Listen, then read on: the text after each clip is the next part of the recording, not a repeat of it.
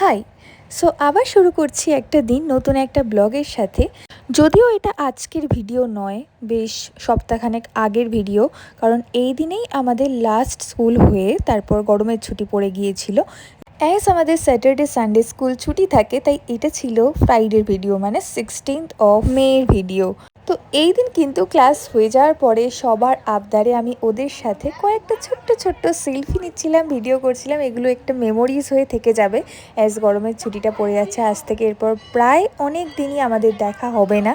তো যাই হোক, এই দেখো এরা হচ্ছে আমার ক্লাস 7-এর বাচ্চারা, তারপরে ক্লাস 6-এর বাচ্চারা।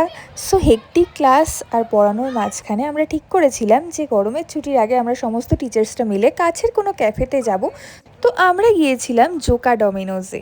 এখানে গিয়ে আমরা সবাই মিলে খুব মজা করেছি, হই হই করেছি। সমস্ত টিচার্সরা এখানে ছিলেন না, বাট অনেকজনই ছিলেন।